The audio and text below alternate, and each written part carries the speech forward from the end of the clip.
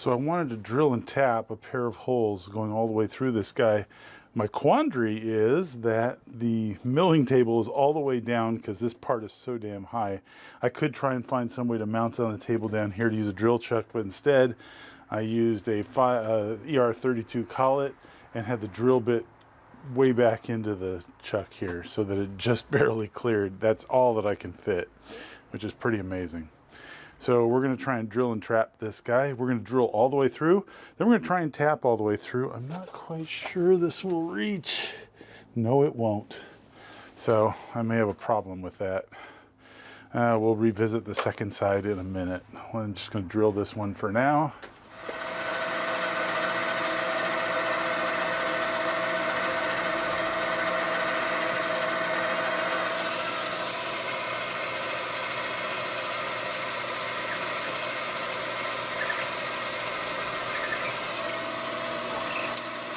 Drilling done. That gives me the option to come from both sides if I want to.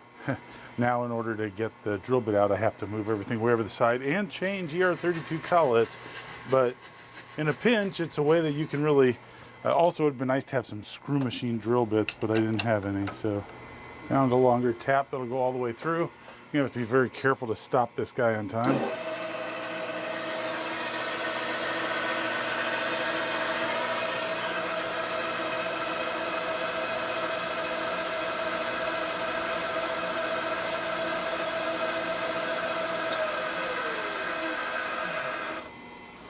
And we are through.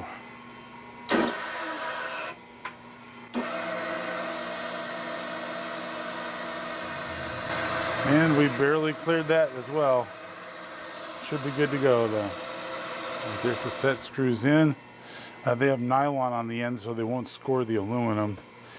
Ultimately, I might have to put a little trough down the middle so that they can go in a little bit deeper. I think I prefer that, but in the meantime, we're going to stick with this. And I think we're good. So there is a tiny bit of side to side here, so maybe I want to put one on the side. We'll add one because it's easier to do now than later. It won't hurt anything to be there if I don't use it. We're going to go down 1/4 inch with clearance, and then the rest is going to be tap.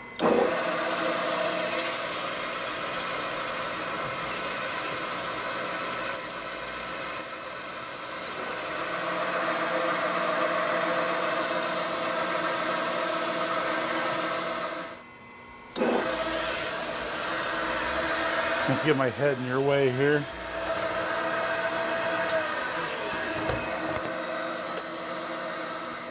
Okay, I got this guy can go in there. I do need to deburr the inside of it first. Yeah, did turn up a burr, so I'm going to clean that up. And we'll move on finally to make the wheel. All right, we're going to make the wheel next. And it doesn't have to be particularly strong because it's not going to be adjusted very often. And it's going to have a 3/8 inches of length of threads. That'll probably last a lifetime easy. Otherwise, I'd use something, you know, harder steel if that was going to be it was going to be a problem. Brass is also pretty slippery, so that's quite helpful as well.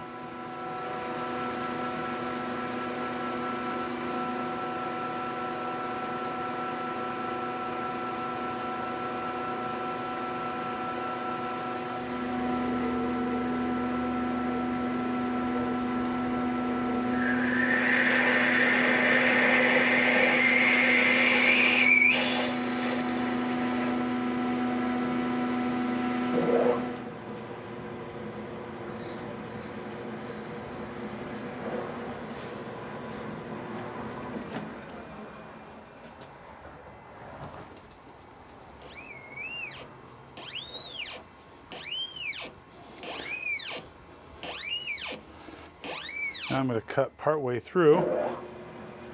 Not at that speed.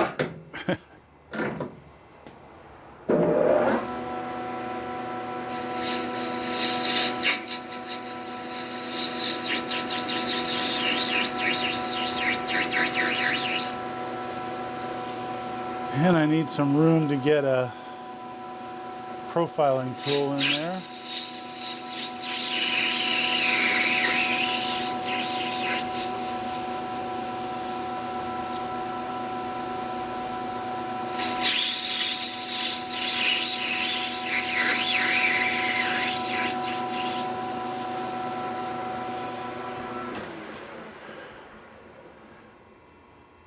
So now we need to put a 3/16 radius on this guy.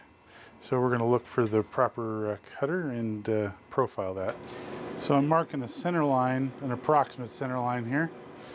That way I know where my form tool needs to go to.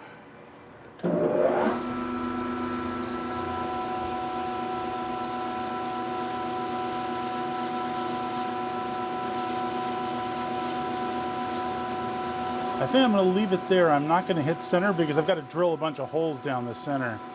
So I'm going to leave a flat spot. So now how do I get the other side? Because this bit is incorrect. Well, the solution is to take this holder I made, pop it out of here. So we're going to flip it upside down. Now I got to reset my center height, which is going to be way, way off now. Okay, it's almost maxed out there. And we got to run our lathe in reverse.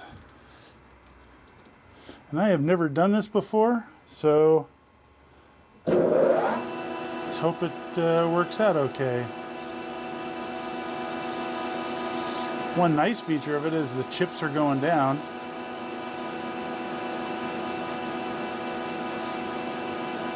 Yeah, that actually worked out pretty well. Another option, if you don't have the tool, I could have made a tool. I'm lucky enough to have a surface grinder. So if you have a surface grinder, you could just get some carbide, dress the radius, if you have a radius dresser, for your surface grinder, and then grind the entire thing. And I would have tried to do the entire profile if I was going to do it like that. That's probably a bit ambitious, but I was going to do it anyways because I don't know any better. This radius set was an inexpensive Chinese set I bought a long time ago, but it's served me very well. Had to make this adapter right off the bat to hold especially the smaller bits. And I always leave the tools associated with it. Also need a spacer block, which at the time the best I could do was aluminum in there for the smaller bits. But it works out okay, and it's fairly expensive but very functional, so I've been very happy with it if you're looking for a similar thing. Now we just need to part this guy off of here.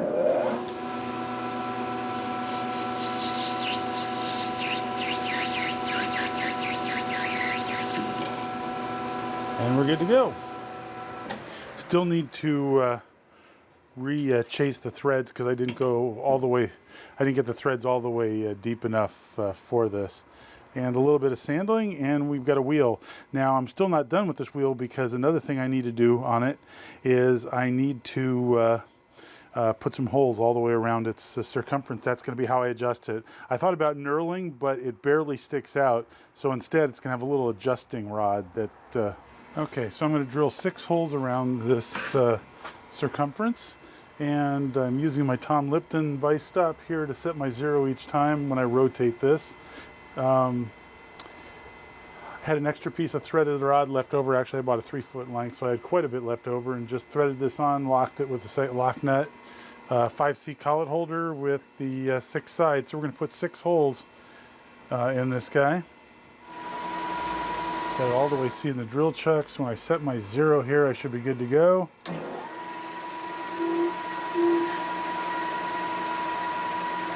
We're going to go in 350 thousandths each time.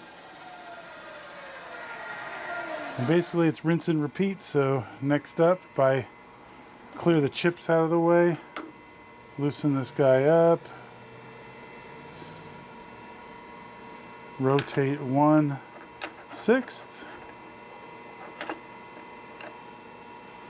go up against the stop,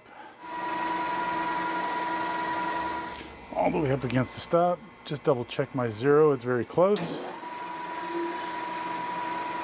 All right, so here's the part, and just need to deburr those holes, and I've kind of contemplated adding some knurling to the edge here, because when I first install this, I've got to thread a lot of rod through here, and if I have to go 60 degrees of rotation each time, that's going to take forever. It'd be nice to be able to spin it with my hand. We will see. I'll play it by ear, because after that all the adjustments are very minor. You're just doing very, very small changes because tilt doesn't change a lot to keep the belt centered. So well, let me think about it. We're now at the final assembly here, and I need to press fit these guys in. Although these are sort of sliding fit, I'm going to use Loctite to hold in place. There's not a lot of force trying to pull them out.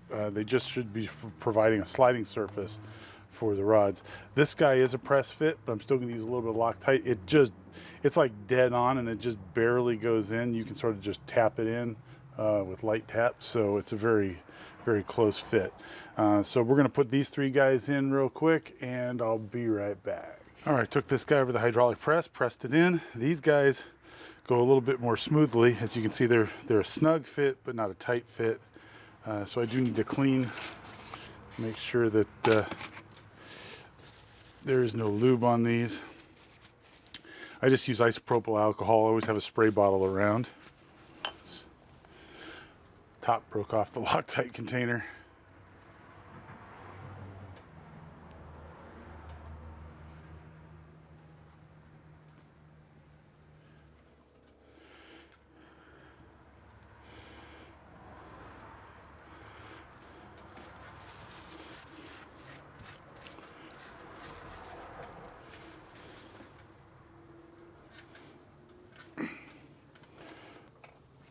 Okay, that's a 1.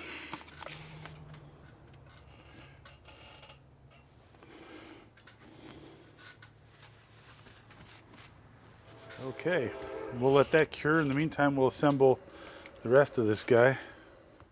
Okay, I think we're good to go there. This one might be a little bit too loose. If it is, I can put a set screw or a pin. You can also drill adjacent to it and put a tapped item in there, like a set screw. I just don't want to do anything that's going to deform the cylindricity of these bushings. So I'd rather glue them in place. I kind of screwed up when I did this and made it a little bit larger than it should have been. Okay, so this is the front. And the front gets the set screw for easy access. This is the right side support, which actually this goes this way. That's why the hole's through there. And I made this a very close fit.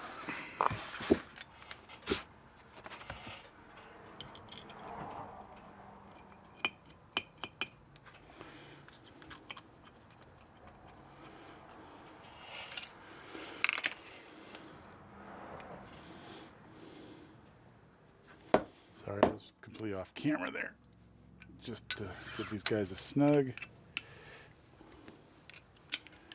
Tempted to add some Loctite to these, but we'll see. I think there shouldn't be a ton of torque on them, and most of the vibration should be taken up in the aluminum that supports them. All right, now a little bit more of a challenging part is going to be putting this guy together. I'll start by putting in the set screws, I guess.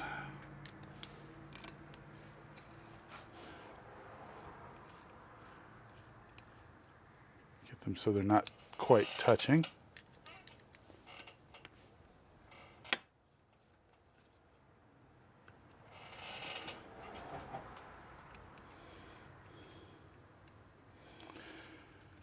We weren't quite done with the Loctite yet either. I gotta clean out this hole. There's still some debris left in it, so let me clean that out. I'll be right back. So next I need to Loctite this guy into place. And I probably don't need very much. There's not going to be a large torque on that at all. So I probably don't need much, so I'm not putting much. And nice and snug. Having copper jaws over, and I held this in the copper jaws on the vise, and that really helps. So now, this is the part I was concerned was going to take a very long time. Got to thread this guy in here.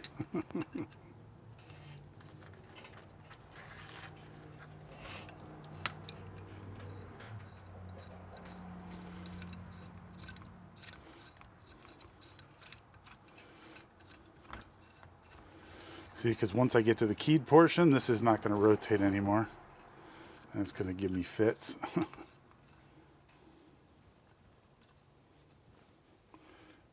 So we're going to have to do this without the knurling on it. We're going to have to do this until I get it in. It's not rotating on its own. I wanted there to be a fair amount of friction. That's actually a plus for this design. This is how it's designed to be adjusted later. I don't think it's going to need much adjusting after the initial adjustment.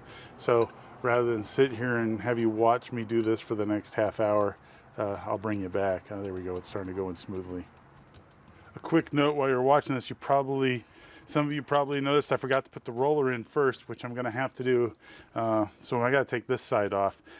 What that ultimately means is that I have to take the top off of the belt sander, which isn't a problem. It's just a few screws. I have to take the top off in order to get this in because it won't fit as is. I was hoping to do it without, but yeah, there's no way this is going to fit in there. It's a kind of a tight fit. This design's not ideal for assembly. That's my bad. So you'll probably find this amusing.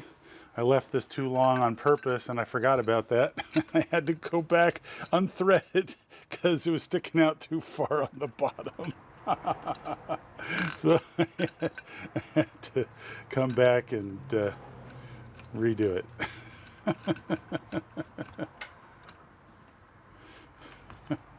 All right. I'll bring you back. I thought you'd find that amusing because that's how stuff works, right? Okay, I got this guy in, down. Now, before I go too far, I made dust caps for these guys, and they should just have enough room with this guy in. Oh, it'll allow plenty of room for clearance. So that's for clearance. But it's also to keep the dust out of the inside of these guys. They're a bit snug, so I'm not going to tamp them all the way down in case I have to pop them out in the near future. Those dust caps will keep all the debris from up here from getting inside. Made them out of Delrin. I did that off camera. Didn't think that was super exciting, so I left that part not covered in the video.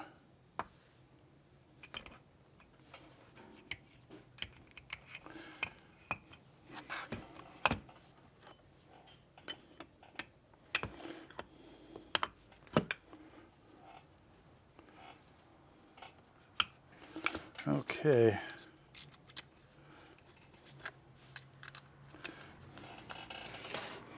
Just about done here. And then we can go over to the belt sander itself.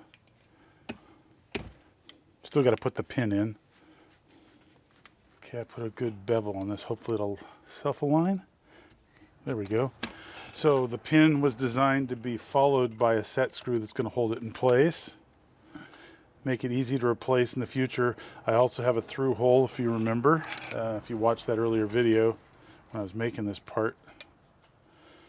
And the conical point of the pin seats into the opposite side, so here we are. Oh, so it clears, but there's no room to get to that other side to tighten it. Something I didn't think about. Nicely done. So I probably could take these two screws off on this side, rotate this part up to get to this set screw here, because I want it to be lightly touching this, because I want there to be friction all the time. That's the whole point of it. But yeah, with the wheel here, never going to be able to get to it. No, I still have to grind these off. That's another thing I have yet to do. But this is sort of a test fit to see if the whole thing works mostly. So right now there's only the tiniest bit of slop.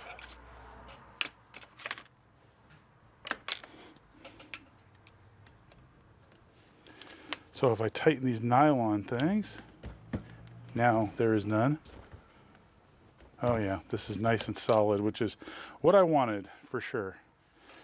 So in taking this thing apart one more time to tighten this set screw, I took this end off and realized, hey, you know, I can put it together like this.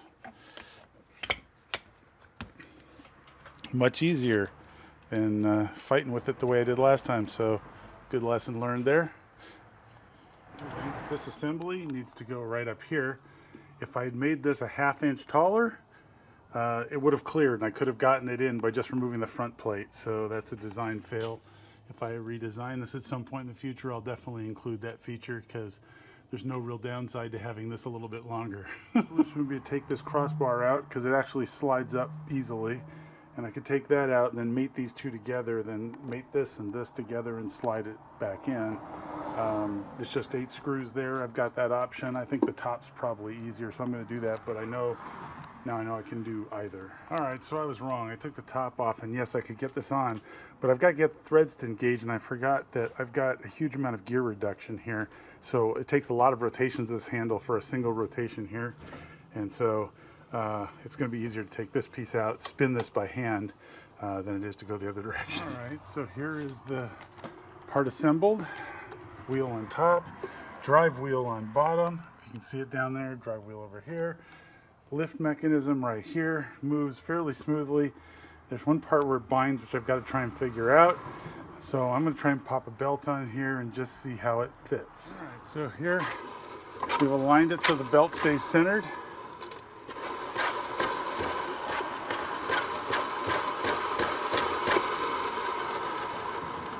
One negative is that because of the gear reduction I've got in there, this thing takes a ton of revolutions to get the belt between loose and tight. Maybe like 100.